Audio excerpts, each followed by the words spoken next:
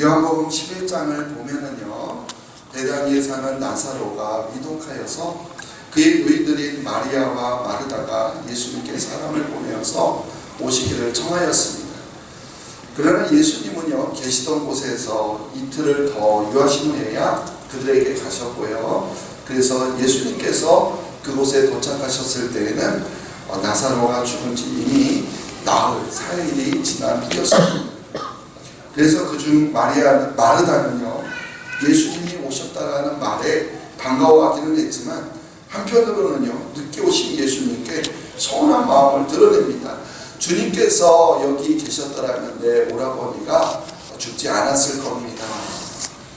즉 예수님이 늦게 오셔서 오라버니가 죽었다라는 거죠. 그러나 예수님이 늦게 오신 이유는요, 나사로의 병이 죽을 병이 아니라 하나님의 영광을 위함인 것과, 그리고 그로 인해서 하나님의 아들 예수님이 영광을 받게 하려 함인 것을 알고 계셨기 때문에,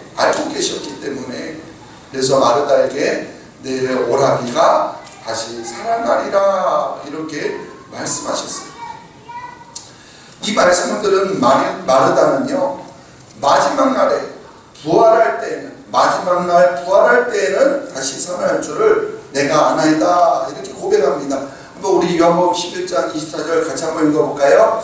마르다가 이르되 마지막 날 부활할 때에는 다시 살아날 줄을 내가 아나이다. 아멘. 예, 그렇습니다.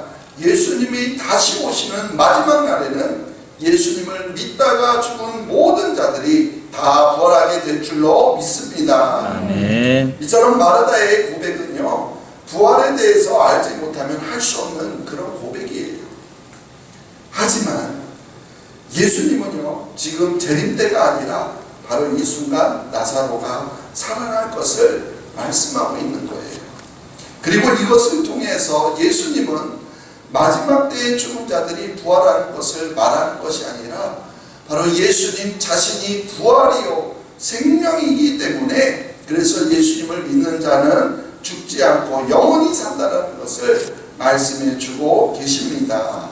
우리 요한복음 11장 25절 26절 말씀 같이 한번 읽어볼게요. 예수께서 이르시되 나는 부활이요 생명이니 나를 믿는 자는 죽어도 살겠고 무릇 살아서 나를 믿는 자는 영원히 죽지 아니하리니 이것을 내가 믿느냐. 아멘. 그렇습니다. 예수님은 부활이시요 생명이십니다. 아멘. 예수님은 부활이시요 생명이십니다. 아멘. 그래서 예수님을 믿는 자는 죽어도 살고 살아서 믿는 자는 영원히 죽지 아니할 것입니다. 아멘. 여러분들 이것을 믿으십니까? 아멘. 정말로 믿으십니까? 아멘. 예수님이 부활하신 사건은요, 인류의 역사상 그 유래를 찾아볼 수 없는 정말 놀라운 사건이에요. 그러나 그동안 수많은 사람들이 이것을 받아들이지 못했고 거부해 왔다라는 겁니다. 하지만 우리는 예수님의 부활 사건이 세계와 온 인류 역사에 끼친 영향력이 얼마나 큰지를 너무나도 잘 알고 있습니다. 그런데요, 이러한 부활이 만약에 없었더라면 우리의 믿음은요, 모든 것이 다 헛것이 되고 말 것이고, 그래서요, 그렇다면 우리의 구원도 없을 것이며, 무엇보다도 부활을 믿는 우리가 세상 사람들 중에서요, 가장 불쌍한 사람이 되고 말 것입니다. 무엇이 없다면요? 부활이 없다면. 부활이 없다면. 한번 우리 고린도전서 15장 14절 읽어볼까요? 그리스도께서 만일 다시 살아나지 못하셨으며 우리가 전파하는 것도 헛것이요 너희 믿음도 헛것이며. 아멘. 17절에서도 말합니다. 그리스도께서 다시 살아나신 일이 없으면 너희의 믿음도 헛되고 너희가 여전히 뭐 가운데 있을 것이요? 죄 가운데 있을 것이요. 그러나 예수님은 부활하셨습니다. 아멘.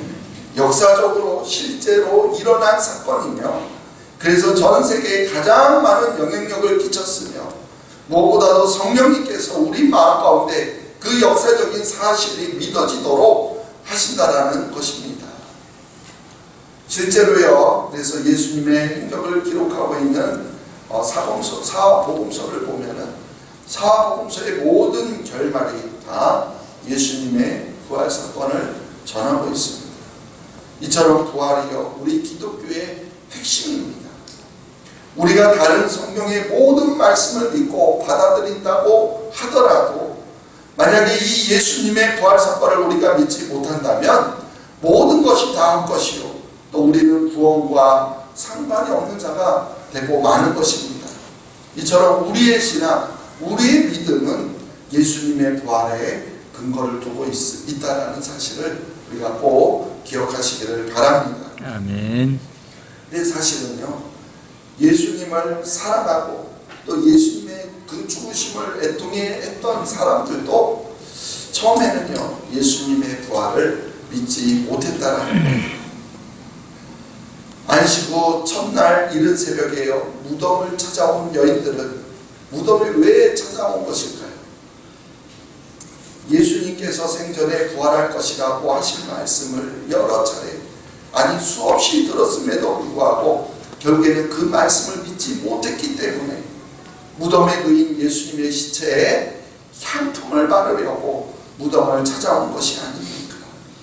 또 믿지 못한 사람들도 있었어요.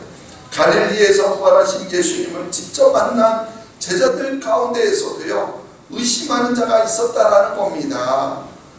마태복음 우리 28장 16절 17절을 보면 이렇게 전하는데 읽어볼까요? 11제자가 갈릴리에 가서 예수께서 지시한 산에 이르러 예수를 배우고 경배하나 아직도 의심하는 사람들이 있더라. 예수를 보고 예수님께 경배하고 있으면서도 아직도 의심하는 사람이 있다라고 성경은 증거합니다. 또 그들 중에 도마는요, 이런 말까지 하면서 믿지 못합니다. 다른 제자들이 그에게 이르되 우리가 주를 보았노라 하니 도마가 이르되 내가 그의 손의 못자국을 보며 내 손가락을 그 못자국에 넣으며 내 손을 그 옆구리에 넣어보지 않고서는 나는 믿지 않겠다. 그래서 예수님께서는 믿지 못하는 도마에게, 제자 도마에게 어떻게 말씀하십니까? 믿음이 없는 자여, 왜 믿지 못하느냐? 보지 않고 믿는 자가 복되도다 라고 말씀해 주셨어요. 그렇다면 여러분들은 예수님의 부활을 믿으십니까? 아니면 아직도 믿지 못하고 계십니까? 우리는요, 예수님의 부활을 직접 보지 못했습니다. 예수님의 손과 옆구리에 손가락을 직접 넣어볼 수도 없습니다. 그럼에도 불구하고 우리는 예수님의 부활을 믿습니다. 아멘. 그 예수님의 부활은요, 바로 우리 신앙의 근거이며 핵심입니다. 아멘. 그래서 예수님은요, 부활하신 후에 의심하던 제자들뿐만이 아니라 당신을 사랑하고 사모하는 모든 이들에게 부활하신 예수님의 몸을 나타내 보이셨습니다. 이처럼 부활하신 예수님께서는 오늘도요, 당신을 사랑하는, 사모하는 모든 자들에게 우리 안에 임하셔서 함께 계시고 역사하신다라는 사실입니다. 아멘. 그러므로 우리는요, 예수님의 부활에 대한 믿음과 소망을 가지고 주님을 다시 만날 준비를 갖추어야 할 그런 때인 줄로 믿습니다. 아멘. 오랜만에 한 가지 예화를 전하겠습니다. 한국에 잠시 다니러 온 어떤 선교사님이 한국 목사님에게 질문을 합니다. 한국 성도들이요, 참 이상하다라는 거예요. 그래서 한국 목사님이요, 그 선교사님에게 무엇이 그렇게 이상하냐라고 물었습니다. 이 선교사님의 대답은요, 교회 분위기가 너무 무겁고 피곤하다라는 거예요. 교회 바깥에서는요, 웃고 떠들고 즐기고 하다가도 일단 교회 안에 들어오기만 하면 그렇게 비극적인 표정을 짓고 앉아있는 이유를 도대체 알 수 없다라는 거예요. 그래서요, 한국 목사님이요, 고민 끝에 이렇게 말했습니다. 그리스도의 고난을 깊이 묵상하고 있어서 그렇습니다. 여러분도 그러시나요? 그런데 그 말을 들은 성교사님이 다시 이렇게 말했다고 합니다. 그렇다면 한국교회 성도님들은 주님께서 십자가에서 돌아가신 후에 부활하신 사실을 깜빡 잊어버린 모양이죠. 우리 디모데후서 3장 5절 말씀 같이 읽어볼까요? 경건의 모양은 있으나 경건의 능력은 부인하니 이 같은 자들에게서 내가 돌아서라. 아멘.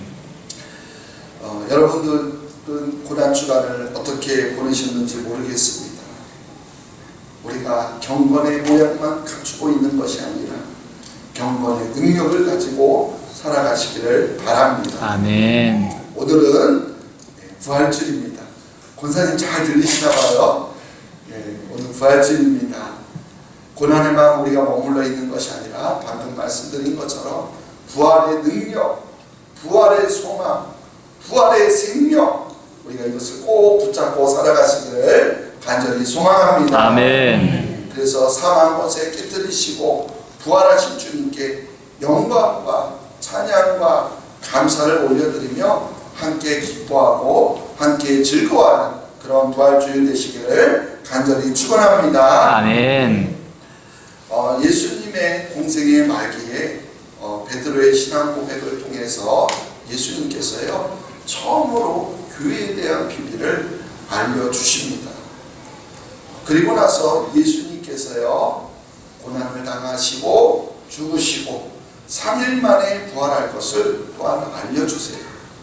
그러면서 마지막으로 예수님을 따르는 그리스도인의 삶이 무엇인지를 말씀해 주시는데요. 그것이 바로 오늘 본문 말씀입니다. 자, 오늘 본문 말씀의 결론, 우리 16장 24절 말씀 먼저 읽어볼까요? 이에 예수께서 제자들에게 이르시되 누구든지 나를 따라오려거든 자기를 부인하고 자기 십자가를 지고 나를 따를 것이니라. 아멘. 예수님을 따르는 길은요 곧 자기를 부인하는 길이에요. 그래서 자기 부인을 통해서 참된 제자의 삶을 살아야 될 것을 우리에게 말씀해 주고 있습니다. 이게 결론인데요. 그런데 이 말씀이 어디서부터 시작됐냐? 바로 베드로의 신앙 고백, 주는 그리스도시요 살아계신 하나님의 아들이십니다 라고 고백한 일이 있었던 이후에 하신 말씀이에요. 한번 우리 같이 읽어볼까요? 시몬 베드로가 대답하여 이르되 주는 그리스도시요 살아계신 하나님의 아들이십니다. 아멘. 놀랍게도요 베드로의 이 신앙 고백이 있은 이후에 예수님의 사역에요 아주 큰 전환점이 이루어졌다는 사실이에요. 그러니까 베드로의 이 신앙 고백을 통해서부터 예수님의 사역에 많은 변화가 일어납니다. 왜냐하면 예수님은 여기에서 베드로의 이 신앙 고백 위에 교회를 세우시고, 무엇을 세우시고요? 교회를 세우시고 천국 열쇠를 주시겠다라는 놀라운 약속을 하십니다.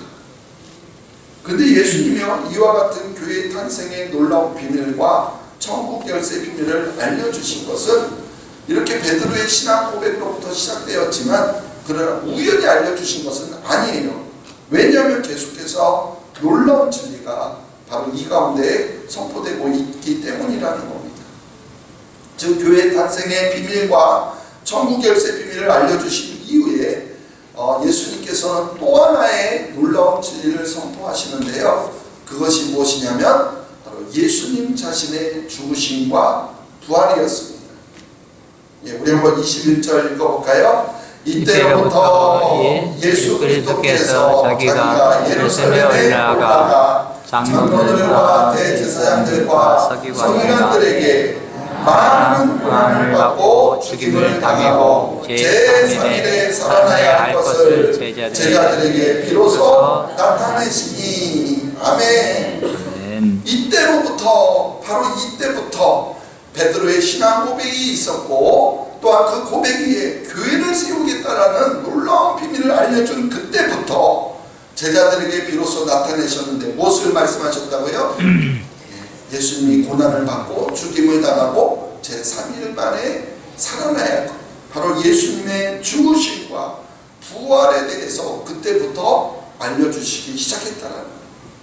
근데 여러분 이 말을요 바꿔서 말하면요, 예수 그리스도의 죽으심과 부활이 바로 교회를 세움에 있어서, 교회의 탄생에 있어서 매우 중요한 역할을 하고 있다는 것을 말하는 겁니다.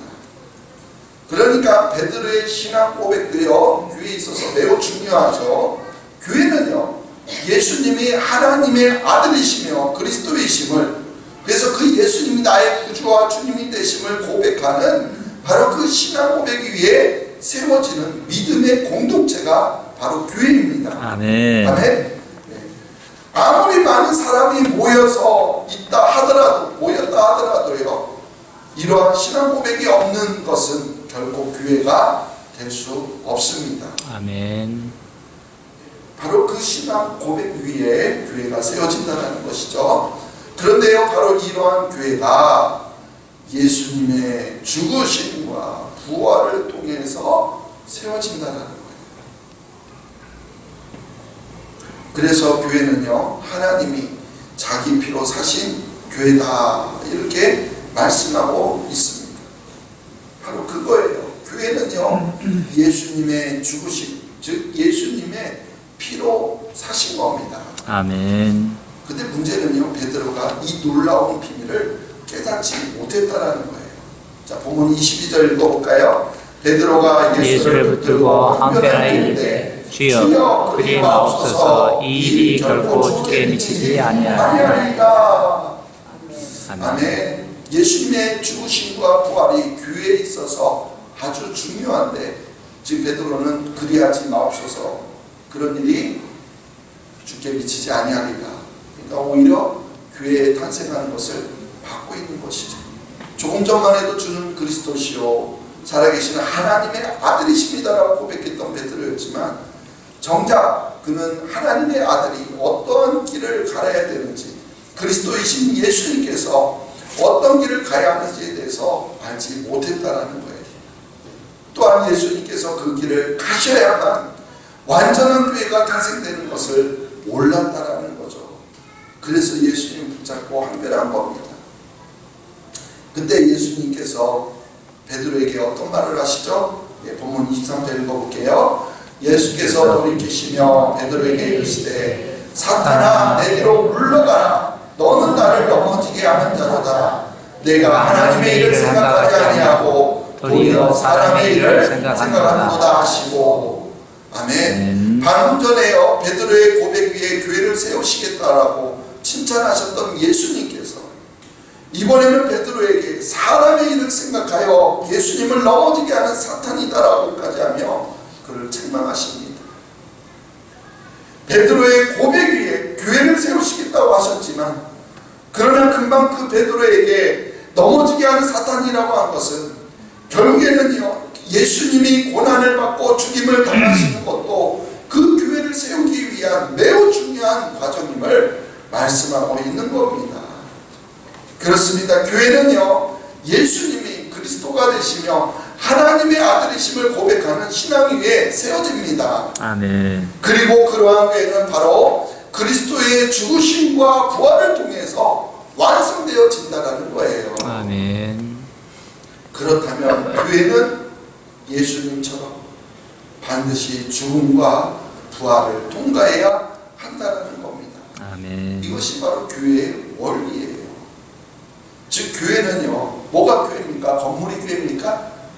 아니잖아요. 예수님을 그리스도로 믿는 성도들의 공동체, 바로 이 모임이 교회인데, 그렇다면 우리 교회 공동체를 이루는 성도들도요, 예수님과 마찬가지로 죽고 부활해야 한다는 겁니다. 아멘. 그러니까 십자가에서 우리 옛사람에 대해서 죽고 우리는 새 사람으로 거듭난 사람들의 공동체가 바로 교회라는 거예요. 아멘. 바로 이겁니다.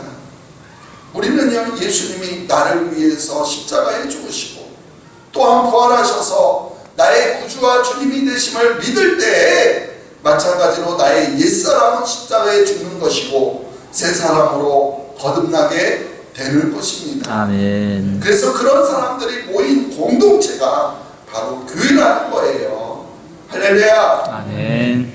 그러므로 예수님이 교회를 위해서 고난당하시고 십자가에서 죽으신 것처럼 교회도 바로 그 십자가의 길을 가야 한다는 겁니다. 아멘. 그래서 예수님께서는 바로 이것을 이렇게 말씀하세요. 그것이 바로 오늘 본문 24절입니다. 다시 한번 읽어볼게요. 이에 예수께서 제자들에게 이르시되 누구든지 나를 따라오려거든 자기를 부인하고 자기 십자가를 지고 나를 따를 것이니라. 아멘. 그렇습니다.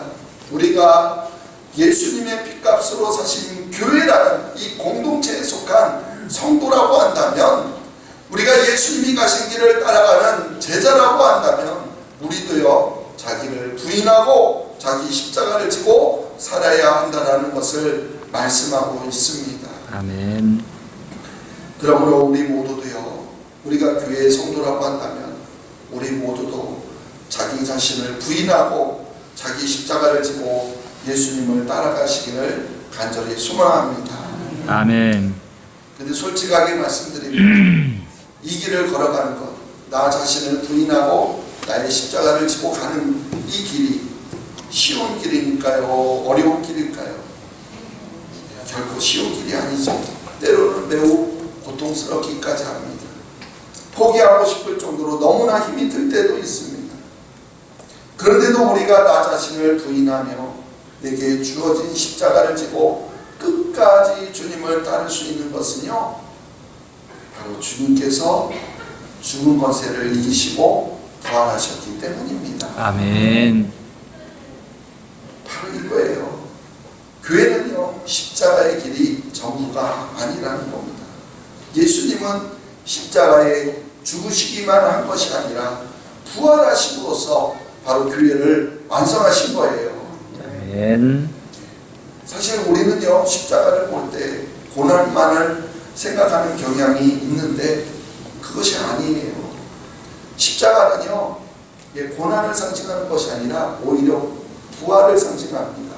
무엇을 상징한다고요? 부활. 부활을 상징하는 게 십자가예요. 여러분 한번 십자가를 보십시오. 가톨릭의 십자가에는요 고난을 상징하다 보니까 항상 십자가에 예수님이 달려 있어요. 그게 가톨릭의 십자가예요. 그러나 우리 기독교의 십자가는요 예수님은 이미 부활하셨기 때문에 바로 빈 십자가만 있는 것입니다. 아멘. 그렇습니다. 만일 부활이 없었다면 십자가의 고난과 죽음은 그저 고통스러운 일에 불과했을 거예요. 그러나 십자가는 바로 고난 후에 부활의 영광이 있기 때문에 바로 그 고난을 이겨낼 수 있는 겁니다. 아멘. 우리 로마서 8장 18절 말씀 같이 한번 읽어볼까요? 생각하건대 현재의 고난은 장차 우리에게 나타날 영광과 비교할 수 없다. 아멘. 그렇습니다. 아무리 그 십자가의 길이 험난하고 괴로운 길이라 하더라도 우리에게는 부활의 영광과는 그 길이 결국 비교할 수 없습니다. 그러므로 우리는요 주님을 따르는 십자가의 길을 가면서도 찬양하며 갈 수 있다는 거예요. 왜냐하면 예수님이 부활하셨기 때문이죠. 그러므로 교회도요 우리 성도들도요 부활을 소망하며 십자가의 길을 가는 것입니다. 아멘. 저와 여러분들도 부활을 소망하며 십자가의 길을 걸어가야 할 줄로 믿습니다. 아멘. 영광 중에 다시 오실 예수님을 바라보십시오.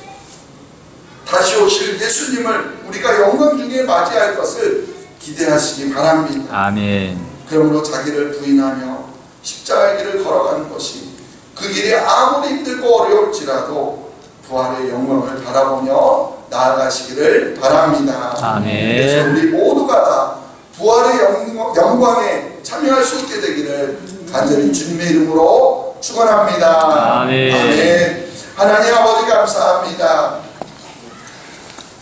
죽음을 이기시고 부활하신 주님, 교회를 통해서도 우리가 죽어야 되고 또한 부활로 새로운 삶을 살아야 될 것을 말씀해 주시니 감사합니다. 아멘. 우리 옛사람은 모두 십자가에 못 박고 그래서 나 자신을 부인하고 나의 십자가를 지고 주님을 따라가되 그러나 부활의 소망을 부활의 능력을 부활의 생명을 붙잡고 살아갈 수 있는 우리 우리 모두가 되게 도와주시옵소서. 아멘. 아무리 우리가 가는 십자가의 길이 힘들고 어렵고 두렵다 할지라도 우리는 부활의 영광을 바라보며 그 영광에 비교해서는 아무것도 아님을 깨닫게 하여 주셔서 아멘. 끝까지 우리가 주님을 따라가는 길을 걸어갈 수 있는 우리 모두가 되게 도와주시옵소서. 아멘. 다시 한번 부활의 능력이 우리 가운데 충만하게 하여 주시고 부활의 생명으로 날마다 승리하며 살아가는 저희 모두가 되게 도와주시옵소서. 아멘. 감사하며 예수님의 이름으로 기도합니다.